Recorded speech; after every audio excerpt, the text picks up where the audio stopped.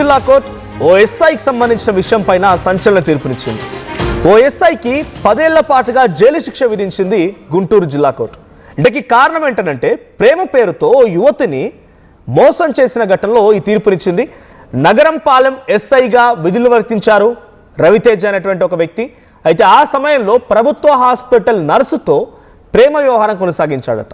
ఆ ప్రేమ పేరుతో ఆ యువతిని నమ్మించి వాడుకొని వదిలేశాడు. దీంతో ఆ యువతి ఫిర్యాదు చేస్తే ఆ ఫిర్యాదు ఆధారితంగా పోలీసులు విచారణ చేపట్టి ఆరోపణలు రుజువు కావడంతో ఇప్పుడు తీర్పు వెలువరించింది గుంటూరు జిల్లా కోర్టు. సో ప్రెసెంట్ దానికి సంబంధించి బిగ్గెస్ట్ బ్రేకింగ్ న్యూస్ చూస్తున్నాం.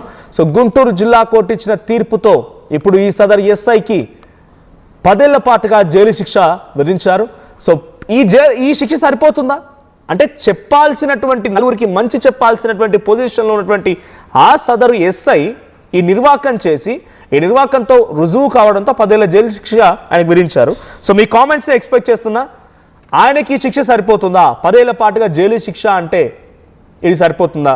దీనికి బెయిల్ వచ్చే అవకాశాలు కూడా ఉన్నాయా? అవన్నీ డీటెయిల్స్ తెలుసుకుందాం. ప్రతినిధి సాయి ఉన్నారు ఆన్లైన్లో. ఎస్ సాయి, సో సదరు ఎస్ఐ రవితేజకి 10 ఏళ్ల పాటుగా జైలు శిక్ష విధిస్తూ గుంటూరు జిల్లా కోర్టు నిర్ణయం తీసుకుంది.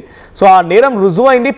ఆయన ఒక యువతితో నర్సుతో ఈ రకంగా తనని వాడుకున్నాడు, లేకపోతే తనని లోపరుచుకున్నాడు, తనతో పాటుగా అన్నీ చేసిన తర్వాత ఆ అమ్మాయిని వదిలేశాడు అని చెప్పి ఆ అమ్మాయి ఫిర్యాదు ఇచ్చింది. సో ఇప్పుడు ఈ శిక్ష అమలు పైన అంటే శిక్ష తీర్పు పైన ఎటువంటి రెస్పాన్స్ వస్తుంది? ముఖ్యంగా పోలీస్ శాఖలో ఎటువంటి రెస్పాన్స్ వస్తుంది? వరుసగా పోలీసులకు సంబంధించి జరుగుతున్నటువంటి సంఘటనలు అంటే వాళ్ళే చట్టాన్ని కాపాడాల్సినటువంటి వాళ్ళు చట్ట అతిక్రమణకు పాల్పడటంతో పూర్తిగా పోలీస్ శాఖ పైన కూడా కొంత నమ్మకాలు కోల్పోతున్న పరిస్థితులు ఉన్నాయి. గుంటూరు జిల్లాకు సంబంధించినటువంటి అంశంలో గతంలో రంగనాథ్ గౌడ్ అనేటటువంటి ఒక వ్యక్తి ఆరోపణలు ఎదుర్కోవడం, ప్రస్తుతం రవితేజకి సంబంధించి ఎస్ఐగా నగరంపాలెంలో ఆయన పనిచేయడం జరిగింది. ఆయన పనిచేస్తున్నటువంటి సమయంలో ఒక యువతికి సంబంధించి ఆమె నర్సుగా పనిచేస్తుంది. ఆమెతో ప్రేమ వ్యవహారాన్ని నడపడం, తర్వాత తనకు సంబంధం లేదు నేను పెళ్లి చేసుకోను అనే విధంగా ఆమెను మోసం చేసినటువంటి నేపథ్యంలో యువతి పోలీసులను ఆశ్రయించడం జరిగింది. అయితే పోలీసులు అప్పుడు సరిగ్గా కూడా రెస్పాండ్ అవ్వకపోవడంతో వాళ్ళు మళ్ళీ వెళ్ళి ఎస్పీ గ్రీవెన్స్ లో కంప్లైంట్ చేశారు. ఆ తర్వాత కేసుకు సంబంధించినటువంటి విచారణ పోలీసు అధికారులు చేపట్టడం జరిగింది. దానికి సంబంధించి అప్పట్లో కేసు నమోదు చేశారు. అయితే ఈ కేసు ట్రయల్స్ అనేది కోర్టులో నడుస్తున్నటువంటి నేపథ్యంలో అనేక సార్లు కూడా సవాళ్లు ఎదుర్కొన్నట్లు కూడా యువతి చెప్తున్నటువంటి పరిస్థితులు ఉన్నాయి. ఎందుకంటే పోలీసులు పూర్తి స్థాయిలో తనకు సహకరించకపోవటం, ఈ కేసు ఎంత దారుణం అంటే ఆ సమయంలో స్టేట్మెంట్ కోసం పిలిపించినటువంటి ఒక ఎస్ఐ, లేడీ ఎస్ఐగా ఉన్నటువంటి మరో మహిళ కూడా పూర్తిగా ఆ రవితేజకి అంటే ఎస్ఐకే సపోర్ట్ గా ఇవ్వడంతో ప్రస్తుతం ఆమెకు సంబంధించిన విచారణ కూడా చేపట్టాలనే విధంగా కోర్టు ఆదేశించింది. అంటే కంపల్సరిగా తప్పు చేస్తే తప్పించుకోలేరు అంటానికి ఇదే నిదర్శనం అని చెప్పొచ్చు. ఎవరైనా వాళ్ళు పోలీసులు అవ్వచ్చు, రాజకీయ నాయకులు అవ్వచ్చు,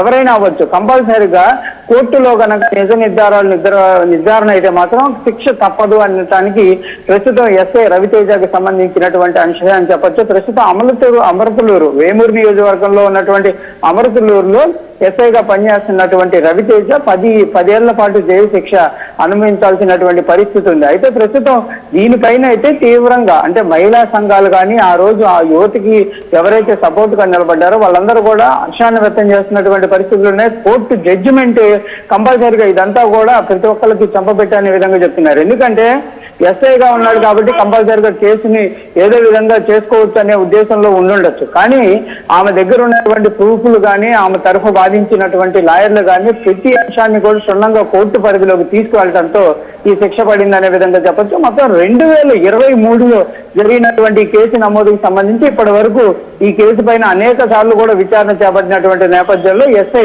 రవితేజకి 10 ఏళ్లు జైలు శిక్ష విధిస్తూ కూడా గుంటూరు 4వ అదనపు సెక్షన్ కోర్టు అయితే చెప్పడం జరిగింది. ఇప్పుడు మరి ఈ అంశానికి సంబంధించి దానిపైన ప్రస్తుతం యువతి అయితే అక్కడ స్పందించినటువంటి పరిస్థితి లేదు. కానీ ఆ రోజు ఆ యువతికి ఎవరైతే బాసటగా నిలిచారో వాళ్ళందరూ మాత్రం ఆ ఆనందాన్ని వ్యక్తం చేస్తున్నారు. కంపల్సరిగా రానున్న రోజుల్లో ఈ విధంగా మహిళలను కనుక వేధించడం కానీ లేకపోతే మహిళల్ని మోసం చేసే వాళ్ళందరికీ కూడా ఈ శిక్షే ప్రధానంగా కాబోతుందనే విధంగా కూడా చెప్తున్నటువంటి పరిస్థితులు అయితే కనిపిస్తున్నాయి. Right, thank you Sai. So మొత్తంగా 10 ఏళ్ల పాటుగా జైలు శిక్ష విధించారు. సో దీంతో డెఫినెట్గా నాన్ బెయిలబుల్ కేసులకైతేనే ఈ 10 years ఆఫ్ ఇంప్రిజన్మెంట్ ఉంటుంది. సో ఇక్కడ బెయిల్ వచ్చే అవకాశం లేదు. 10 ఏళ్ల పాటుగా జైల్లో ఊసలు లెక్కబెట్టాల్సిందే. అందుకే 10 మందికి ఆదర్శంగా ఉండేటువంటి పొజిషన్లో కుర్చీలో కూర్చొని మంచి పనులు చేయాలని చెప్పాల్సినటువంటి ఆ నోర్లే తప్పుడు మాటలు మాట్లాడాలు. ఇందాక ఒక సంచలనమైన వార్త కూడా వచ్చింది. ఒక ఎస్ఐ ఒక కులాన్ని పట్టుకొని దుర్మార్గంగా దూషిస్తున్నాడు. అడ్డగోలుగా ఇష్టం వచ్చినట్టుగా ఒక కులాన్ని పట్టుకొని చాలా దుర్మార్గంగా దూషించడం ఒక సంచలనంగా మారింది. దానికి సంబంధించి ఒక బ్రేకింగ్ రెడీగా ఉంది. బట్ బిఫోర్ దాట్, అంటే మంచి చెప్పాల్సినటువంటి ఆ వ్యక్తులే వరుసగా ఈ రకంగా నిర్వాకాల్లో చిక్కుకోడాలు, ఒక యువతిని మోసగించి పారిపోవడాలు, లేకపోతే ఇంకొక మహిళని అసభ్యంగా ప్రవర్తించడాలు, వరుసగా కూర్చున్న కుర్చీలోనే, ఆఫీస్లోనే, కార్యాలయంలోనే ఒక అమ్మాయితో మిస్బిహేవ్ చేయడాలు, ఎటువంటి నిర్వాకాలు చేసేది.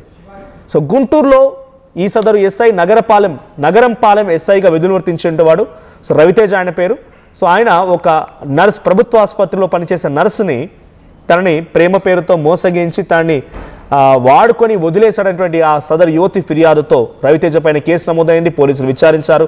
ఇప్పుడు నేరం రుజువు అవడంతో 10 ఏళ్ల పాటుగా జైలు శిక్ష కూడా విధించారు. సో ఈ సదరు ఎస్ఐ నిర్వాకం పైన మీ అభిప్రాయం ఏంటి? ఈ శిక్షని మీరు ఎలా చూస్తారో కామెంట్ చేయండి.